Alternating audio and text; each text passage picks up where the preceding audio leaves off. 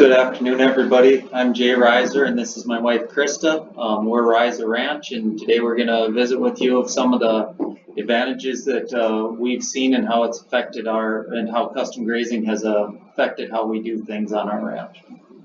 So a little background about ourselves. We started in 2010. We run a May-June calving cow herd, and then we leave the calves on until March. We like to do fence line weaning. We do intense rotational and mob grazing. We do winter grazing, bale grazing, and custom grazing. So we just do a lot of different things on our ranch. And we're always trying to improve the rangeland. We want to have healthy plants that are nutrient dense, deep roots. We want to improve the water cycle, feed the soil biology, keep the ground covered, and then increase production and build in drought resistance. So this is just part of our goal in our overall grazing that we're doing. And we want to make sure that our custom grazing fits our management, or those goals. So the benefits of custom grazing for us is the exact number of cattle. Like we can pretty much order the exact number of cattle that we need for the type of management we want to put on that land. Also, cash flow. Since we were starting out, it was a big deal, having enough cash flow. Excess grass, we didn't have enough cattle starting out. We didn't really want to go out and buy a whole bunch and go really deep into debt, so we had extra grass that we wanted to keep those leases on. Also, a drought reserve. You can send the custom cattle home and maybe use those acreage or that grass the following year. We have a little problem with that now because our custom grazers are so good to us. It's kind of hard to kick them off. We're able to increase our personal herd debt-free with the genetics that we desire. And then also we have less animals to feed in the winter, which is also a big deal for us because it's hard acquiring feed. So pretty much custom grazing, we tell people we're cow babysitters, and we just set the dates of when the cattle are going to show up, and then we have a pretty good idea of when they're going to go home. Sometimes they'll stay a little bit longer depending on that year's rainfall, and we have a signed contract with these people that we work with. We also, for us, we do pairs only. We don't calve out any cows because we don't want to deal with anybody else's problems. Also, we do no fall calving herds. We did that one year. Pretty much they calved all year long, and it just was horrible trying to do the rotational grazing that we do in the management. So we don't take any fall calving cows. We did that because we thought we could have some really good impact with the fall calving cows because their nutritional requirements is less in the spring, and we could be a little harder on the Kentucky bluegrass, but it was a lot of stress on us. Also, as far as yearlings go, we don't want to do it because of the quality of cattle people bring in for us, and then also if they wanted to do it on a rate of gain, like I said, the quality of cattle, if they didn't bring us very good ones, it won't have much to do with our management. So that's why we're pairs only. It works really good for us. And then Jay's going to go into the agreement. A lot of our presentation is actually going to be the signed agreement that we have with people. And the main reason we're focusing on the agreement is sometimes the meat and potatoes of that has been the biggest questions we've gotten from different individuals. Well, how do you handle this scenario? What do you do there? So we'll try and go through this. A lot of it will just be what we're talking about up there. But the biggest thing is the grazing plan is our responsibility. We are using these custom cattle to accomplish the goals that we want on the land we're running on. And a lot of the times, we're focusing our management on what that landowner wants for their particular land. What we provide as our end of the deal, we're going to provide grazing and water for those livestock. We're going to provide pasture that's properly fenced to hold those livestock. We'll gather cattle for shipping and at any request of the cattle owner. We're going to report any livestock death, illness, theft, things that are outside of our control.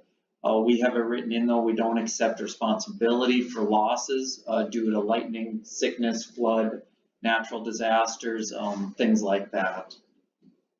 So we will also allow the cattle owner to inspect their cattle at any time throughout the grazing season. We do request that they give us the heads up And then we'll usually join them, and then if they see anything, we'll talk through scenarios and things along those lines. We'll provide labor for salt and mineral if that is a desire of the cattle owner as well. So the thing that the cattle owner will provide in this working agreement is they're going to provide a specified number of head as per the contract. They are going to pay the half of the grazing fee up front when the contract is signed. We usually try and have a signed contract in the right around the month of February. This half plays into what Krista talked about for the cash flow. Our landlords want their rental check usually early March, so we try and get half of our expected grazing fee. That usually covers a very large amount. It helps keep a banker out of our back pocket on that particular instance. They pay the other half, or approximately the other half of the grazing fee the day the cattle arrive. This helps protect us. So essentially, the day those cattle are dropped off, the first day that they're on grass, we have approximately 92 to 95% of the money in our pocket at that time for the grazing. At the end of the season, then we'll catch up on any loose ends, more days, less days, things like that. Then they'll also pay for any supply or medicine bill. And then we also ask the cattle owner to supply salt or mineral if that's a desire that they want for their animals. Some additional terms, like I said, the last 2 weeks we settle up. We try and leave that as kind of a floating number because we know that days don't always work out quite right. Whether the guy we have right now does some farming, so sometimes that plays into it a little bit as well. We need to have the payment received in full the day the cattle are removed. We write this into the contract the second year, because the first year we were chasing our first year individual around December 31st to get our paycheck for that year. And it was a large amount. So we didn't want to get into that. We also have the opportunity or the right to take out an ag loan or an ag lien on those cattle. That just protects us even more than if they decided to walk out the door and say, see you later, we can come back on those cattle when they go through the sale barn and be tied to the check for those cattle. No cattle shall be loaded or unloaded without us there. We try and have both entities, both ourselves and the cattle owner, count off and back on the truck, just so we don't run into any discrepancies. But the guys we're dealing with now, it's been 5 years, and they're so good to deal with that we're kind of getting lazy on this. And they're like, so I asked them this year, I'm like, you got the count? Do you have the exact count? Because we're having troubles with some dying in the trees, and I couldn't find all of them. And they're like, don't worry about it. It is what it is. We're just taking them home. I'm like, okay, so. They've been really good people to work with. And Crystal hit on that too. We found that with the current individuals we have, we've gotten a level of trust built up, and it is worth it to, yes, we could get more money per head per day, but it's not worth it to us to go out and search and try and sift through others to find another good one. We also have the day the cattle are delivered and the day the cattle are hauled out, we charge a full day's rate on that because we will spend all day at the pasture settling those cattle, gathering those cattle, whatever it might be. It pretty much covers our labor. What that covers. And there's a lot of confusion, how do you charge for that? And we're just we're there all day settling, or we're there all day picking stuff up and helping load, so we just charge for it. But some additional terms that we have written in there, if we were to have a bad drought, when the cattle, we have a certain amount of acres in forage, and when they use that up, they go home. So if forage doesn't hold out for their prepaid grazing days, we will return the correct difference to the cattle owner when they leave. Also, we give them ample warning if destocking is going to occur. Usually, I know a month and a half out. And then if we do get some rain, it'll help stuff out a little bit. They know a long ways ahead, and we're just in close communication with our cattle owners. Also a thing, if this matters to you or not, with the recent drought, and we found out there's no forage disaster payments for the way we do custom grazing. And if that matters to you, you know, it can be a large amount of money. The custom grazer, like we had no risk in the animal death. So they said, you know, no payment. And then to the cattle owner, they were paying per day. So, and they were paying for the feed. So pretty much you can't apply for the disaster payments is what they told us. So just something to be aware of if you are deciding to like get rid of your own cow herd and start doing custom grazing. Insurances. So we carry insurance for the cattle getting out and destroying fields of property. That's part of the reason we provide a properly fenced pasture. But recently we were talking with the cattle owner and he's decided his insurance company recommended that he carry insurance also, because depending on the scenario of what happens with these cattle, the two insurance companies might just get in a fight with each other and then they can figure out who's paying what. So we both carry insurance for cattle getting out. Also, we have in there, if fire destroys the forage resource, the cattle will need to be removed and returned to the returned home, and we'll pay the difference. So, and this actually happened last year. This pasture started on fire, and I had just moved them out. And you can't quite see the custom grazing cattle up by the trees, but I mean, we've had fire, tornadoes, drought, pretty much all happens, lightning, yeah. So we write all this in so we know what's going to happen if there's a fire. Once again, we're back to some of the things that we had to write in there after the first year. Once again, we haven't had any trouble with the current individual that brings cattle, but we wrote in there that if the cattle owner does not come and pick up the cattle at the end of the contract, and we give a little bit of leeway, a certain amount either direction, just because we understand things happen, but once again, they stayed way past where they needed to be leaving. Like a month. Yeah, and we said we need $5 per head per day because they were taking from our following year's resource. And we wanted them gone, and he just won't come get them. So once we started saying like, hey, you know, and then that kind of made him come get them. So. And then, like we had talked about, we do modify almost on a yearly basis. We'll modify the contract, just verbal over the phone, because days will change. They can't work out delivering them this weekend, but next weekend, or hey, can we do it the middle of the week, or however it works out. The one thing we do have is this is a custom grazing contract. It's not a rental agreement. We are not subletting any of the land that we run on. That was probably one of the main reasons for getting as a stronger lease put together with this, is so that we could go to and prove if there was any problems anywhere, that this is not a sublet. This is a straight custom grazing agreement. Terms of health and treatment, the top one here, I'm not sure how to run the color, but we would highly suggest that based off of what we've been told due to state law. If you're writing a lease, write in there that you do not claim to have veterinary training and are not liable for misdiagnosis of a sick and or injured animal, which may or may not lead to death. In the state of North Dakota, the only person that can diagnose illness or disease in cattle is a veterinarian. We're not veterinarians.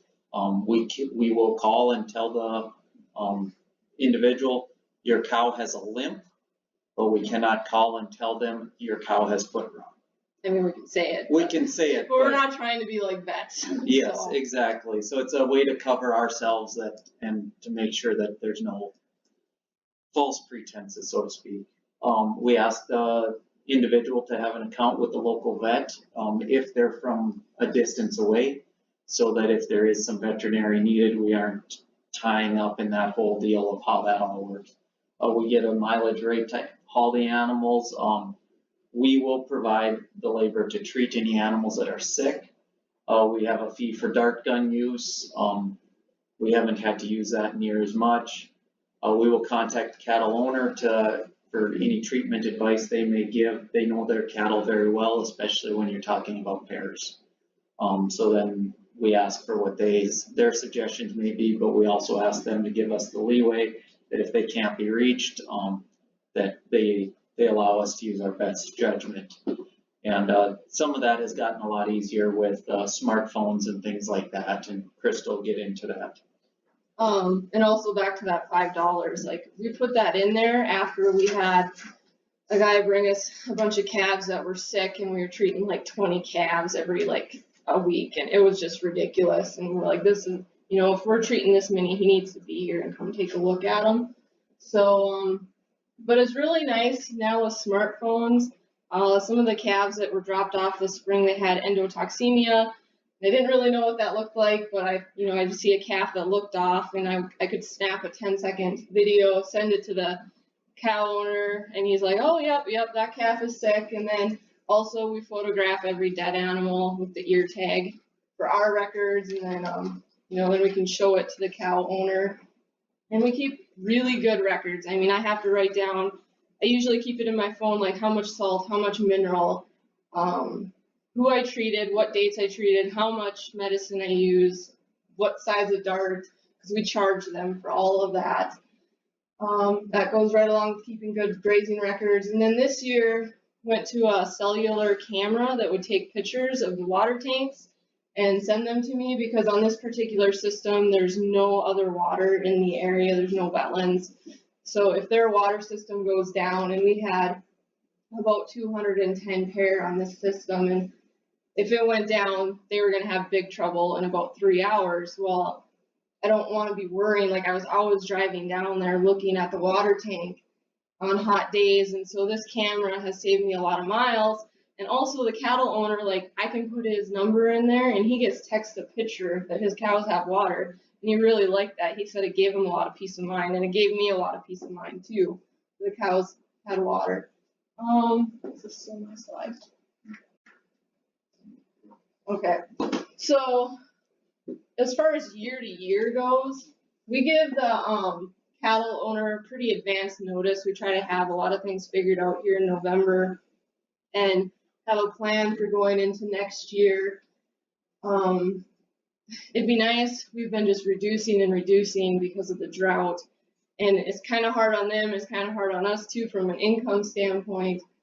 But we'd like to just get leveled out. But we've just been reducing due to drought, and we've found that there's a lot of demand for custom grazing. We get called every year, like people looking for grass, and like so there is a lot of demand. But there's a lot of ways to be taken. Like if they bring you bad cattle, sick cattle, they don't pay their bills. I mean, if you know who you're working with, that is great. If not, get some references from people that might know them. And if you can find a good and trustworthy cattle owner, it's definitely worth it to keep them happy. Like Jay said earlier, we could charge more for what we're doing, but the custom graze, like the guys we work with, they show up with a checkbook on the day they drop the cows off. They show up with their checkbook when they pick up the cattle, and we don't have to go chasing anybody down.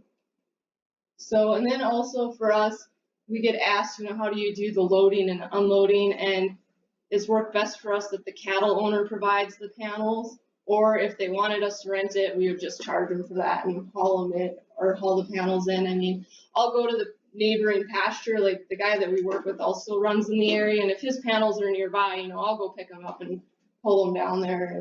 But it works out great that he has his own stuff, and he brings everything that they need for loading and unloading, and then usually Jay and I will settle the herd in when they get there. We gotta do some training, yeah. So we'll settle them in, and a lot of times they're not very well trained to electric fence. So the first few days we're out there quite a bit, like making sure the calves are where they're supposed to be, and we make sure that the fence is really hot when we get them there. Like, it'll jump off that wire about that far. Super hot, and we try to pick a good cell to start them into based on grass and where we can get a really good ground.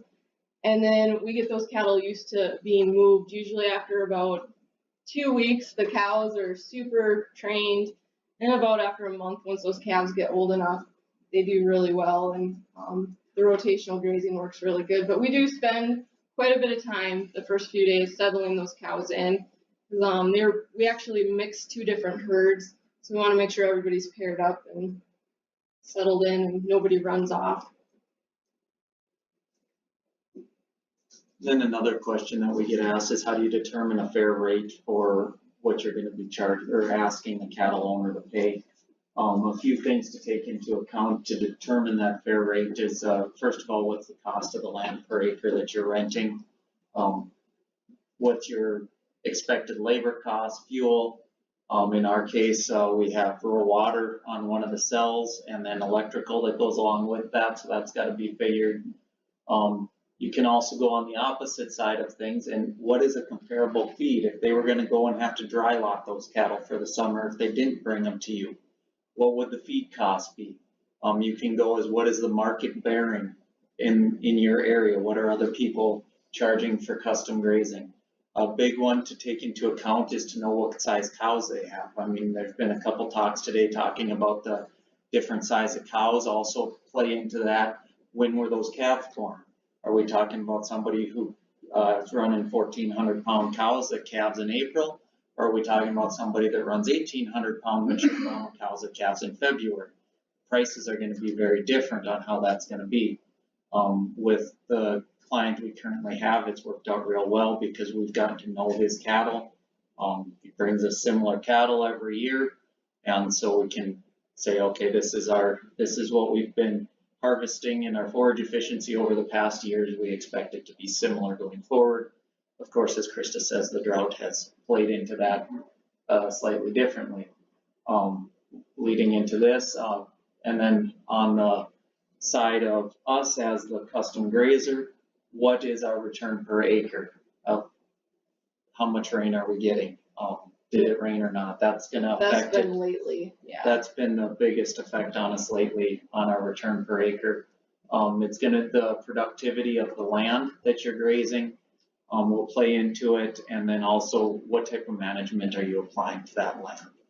When it comes to we got this laid out on just a chart here on what it's going to cost us per day in just rental rates, and this is using a cost of $20 per acre, and then different cow days. If you have very poor land that's only yielding you 12 cow days per acre, it's going to cost in just the direct land payment of $1.67 a day.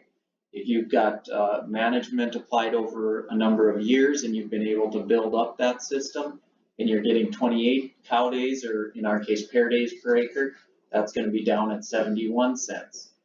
So you need to know what your production is in the pastures that you're in, so that you can make sure that you can make money doing this. This is just an example, pulling one of those numbers, the $20 per acre at 28 cow days per acre.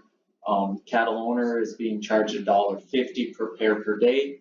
So you're getting a gross return of $42, net return after you pay rent of $22 per acre. Is that enough? You gotta ask yourself, in this particular scenario, or in the scenario you're looking at, is that enough return to yourself on a daily basis or on an acre basis? And if not, what needs to happen to change that? And in most cases, that's going to be management. Will be as you can apply management to the land, you can increase your yield per acre on that over time. These are our main money makers that we use.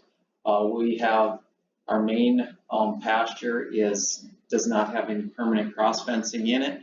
Our landlord wants things to stay open, so we will build probably 100 miles of temporary electric fence over the course of a summer. And it allows us to break that down into very small paddocks to apply the management we want. We'll use poly braid with geared rollers, treadline step-in posts, pigtail posts, jump wires, and twine string. Sometimes I think we try and run on a twine string budget. But it, like has been said in earlier ones, 15 minutes for Krista and I to take down and put up a half mile of the temporary electric fence. It's very, very easy to do once you get kind of a program laid out for it. And that's where our return per acre, like we would rather be out building fence and rotating cattle. Like we don't have access to hayland. So we pretty much like, sometimes we just tell ourselves we're custom grazing, so that money can help us buy hay, because we'd rather be rotating cattle and dealing with equipment. So. Some of the plans for the future as far as custom grazing goes, as said earlier on, part of how we got started on this was so we could build our own herd with the genetics we desired debt-free, and that will continue as our herd builds to kind of the plateau level that we're aiming for. That plateau level is going to be determined quite often on winter feed availability. We would rather have more of our own cattle. We enjoy them more, and they're usually a lot less work. Mm-hmm. And then going back to what some of the other individuals have said throughout the day-to-day too is with these smaller cattle, we're also able to be more profitable per acre than the custom grazing cattle as well. But it will continue to be part of a tool in our toolbox, but it will continue to be limited as we go forward. And we flew through that. And that didn't take us long. So. Some contact information, but is there any questions that And I should say that our agreement, like we've never had a lawyer look it over or anything, so I have no idea. Like we share it with people and I tell them that, but I have no idea if it would stand up in court or not. But at least we have something in writing and we both know what's going on when we do come into the agreement. So. On the rate per cow, do you have a scale for larger cows, smaller cows, or do you try to figure out what the weight is before they bring them in to set its rate? Or we take it into consideration a little. We don't really have much of a scale, since it's more for us is what is it costing us to rent per acre, and we have like some of our custom grazing on certain acreages is a little less, so we don't pay as much. And the way we look at our custom, this isn't really answering your question very well, but we apply the management, and pretty much if we can double that land base, everything off the top is, some good money for us. So, and that's just based on management. These guys have been so good to work with. We haven't really increased because they do have big cows and they should be charged a little bit more. But I mean, if we have problems, they're there right away. And like what they do for us is worth like, I'm not going to try to squeeze an extra like $800 or $1,000 out of them because of their bigger cow. I mean, if we need their panels, they're like, oh, take the panels. Or we went to Wyoming we got off the ranch for the first time ever in the summer, and they took care of their own cattle, so it's just, they're really good people. So we haven't increased the price or done anything with cow size strictly for that reason. We did the first 2 years when we were getting into it, we did have a sliding scale because we were not sure what we were going to be running. So we had a sliding scale for yearlings, heifers and steers, and then incoming size.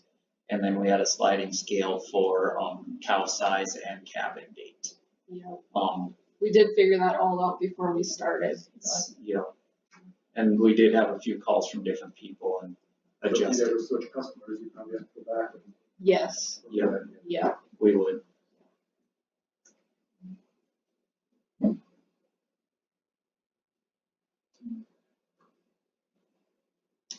I talked to my banker about, since we're growing so much grass, maybe we should do what's a custom leasing or custom grazing, and he keeps telling me, he said, one, it's a headache, two, you got more upside potential on profit with your own cattle.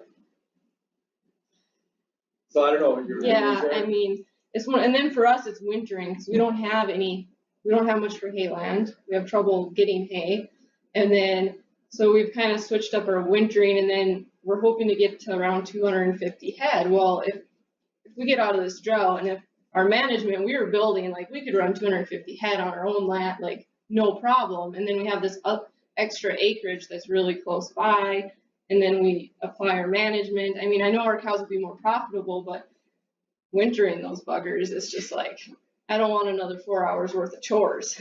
So that's kind of what we got to decide. We aren't there yet. Like, yeah.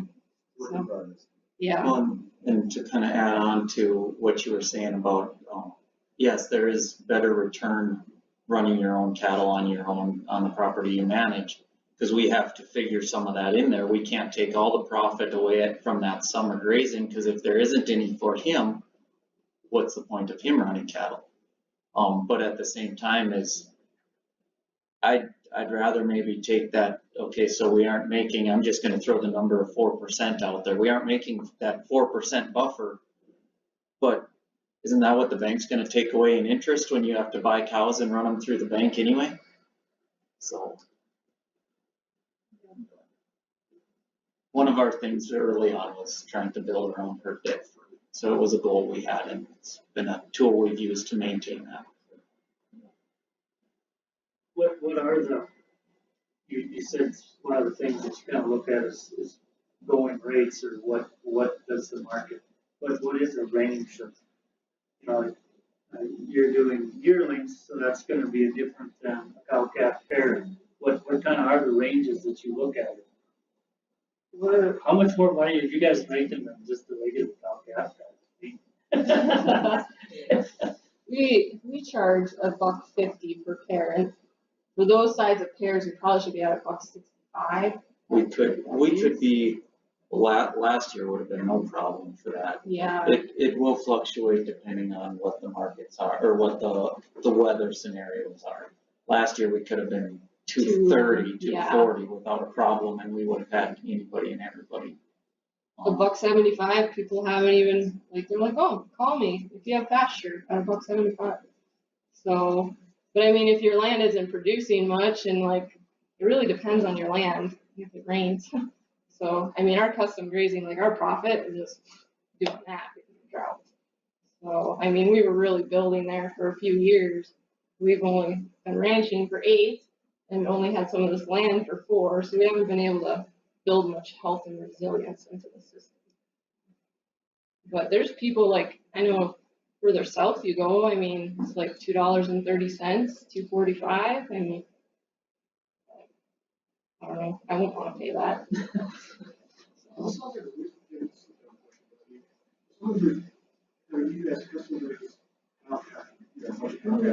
They're just speculating. That's what I mean, that's what those folks are doing, is that they're going to make above and beyond. I mean, there's no, especially with the verse you're talking about here, there's no requirement. I mean, you're not guaranteeing they're going to give them so many pounds of weight on the animal. So they're just looking to have a larger herd. They're trying to do it. They just obviously don't. They're not having to do it. So it's a labor thing for our current guy. It's more Well, it's a combination of labor and land rent prices directly around him. Because our land rent prices where we are significantly less than what his land rent prices are down there. yes. Correct. But I would say individuals, especially if you're talking about speculating, the individuals that are buying yearlings to have somebody custom graze them, oof, they must like Vegas, is my thoughts. Yeah. But we, when things have gotten dry, back in August, I called the cattle owner and I'm like, the grass is bad. The grass is really bad. And I'm like, there's not much protein out there. I think you should consider putting out protein tubs. But I know that's more cost per day to him. I said, it's your choice. I'm just telling you what the grass is doing here. And he's like, no, I think this year we'll just, not do any protein tubs. And that was the worst shape we have ever sent the cattle home. Usually his cattle come in fairly skinny. I mean, he takes good care of them, but they graze off the first few pastures within a few days. They just gorge themselves, and we generally send them home very fat and in good condition. And that's our goal. Try to send them home fat, as many calves. I mean, until this year, we've been grazing with the guy, and we hadn't lost a single calf in 5 years. So, I mean, kind of built a trust with him. You said you're pretty bad. What's your rainfall kind of been last couple of years? This year I think we're at 10 inches. Last year, here I got it on my phone, not much grass, or not much rain. So we're at 12 inches, but we've gotten quite a bit of that since September. Last year we had 6.38 inches. The year before that we had 10.97. The year before that 9.92. The year before that 17. So the first year of drought we didn't have, our management paid off. No issue. Second year, the rains kind of came at the right time. We got through. Last year was pretty tough. And then now this year, we destocked our main ranch by 70%. So we should be sitting decent next year if we get some rain.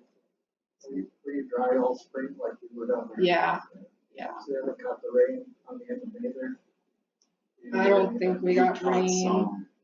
We caught, We got an inch 84 in May sometime. That's all. Yeah. When do you try to get your cattle in? Or, you said he's calving them, you're not Yep. calving them. So he calves them and then just slowly bringing in a potload at a time, or how does that work when, or do you have, some calves are probably a month old and some that are just a few days? he calves starting usually early April. He'll bring a few week-old ones, but not really. They're all, the calves are usually up and going well. Yeah, well, most times. It's about the 20th to 25th of May, I'll start seeing. It depends too on what the weather's like and if he can get them all worked before he gets them to us. So sometimes he's like, oh, I'll have them there on Monday, and then he calls, he's like, yeah, it's not gonna happen, but he usually gives us 3 days notification. It's no big deal, so. I just had another thought on your comment about why people would do this, and one of the other things is, like Krista talked about, we enjoy managing grass, and there's some individuals that have cattle and enjoy haying. Mm-hmm. So we'd rather be on the grass side, they'd rather be doing haying and not worry about their cattle for the summer, so it works out okay in that type of scenario as well. And the guys we deal with right now, this fall, they're like, we would love you to run all our cows. And we're like, well, we would love to do that, but we don't have the land. But it works out great because, I just call them up. I'm like, hey, your bull got injured. I had to call him 6 times because we had 6 injured bulls this year. He just comes up the next day, brings a new bull, takes that one home. He doesn't have to worry about checking his cows. 140 miles. You got a preference on no local guys or you try? We've tried. We've tried. Our neighbor came to us and asked if we had any land for rent. Yeah. And we said, well, we just had Yeah. this stuff come about. We'll custom graze your entire herd for the summer. We're 6 miles away from him. I wanna watch him myself. 6 miles, it was too far away. Yeah. So for him, but yeah. And we did custom graze for one of our neighbors a couple years. Just he'd bring in we had extra grass and we're like, hey, if you want to bring us 40 head for 2 months or something, because his pasture's right kitty corner to ours, so we just cut them across and built some cells and put them into our rotation. It worked really good. So when we do have extra grass and we generally do know what's going on with the neighbors, we'll offer it to them or they'll ask us. Are you labeling your herd with the customs or you have separate spots? Most of the time it's separate. We commingled once and probably never again, but it was commingled out of convenience because we wanted to run one herd, and I think we got some disease from that, and yeah, it wasn't good. You said you're destocking your own herd? Yeah, and we've Our cut own custom pasture. too. We destocked our main home base where we run our own herd on. We have essentially three separate systems. And So then did you move your whole herd to another system and destock the custom? We found more land, Oh, so now we're spread out all over. So, and we grazed our hayland, so that took about 60 head. Our hayland wasn't going to be any good. We just have a little tiny chunk of hayland, but we just put water on that because we do bale grazing, so it worked out really good that we could graze our hayland this year because we have water there. So that's where some went, and sold a lot of our butcher animals. Usually we sell beef to people, and I was figuring the prices on that, and I'm like, nobody's gonna wanna pay the price I have to charge to feed these beef. So getting rid of the butcher animals, our yearlings, some old cows, we got rid of, so we found some more pastures, so it worked. You should get your time. You're free to keep answering questions. But Ross, if you want to take a break or hang out, you're have some time.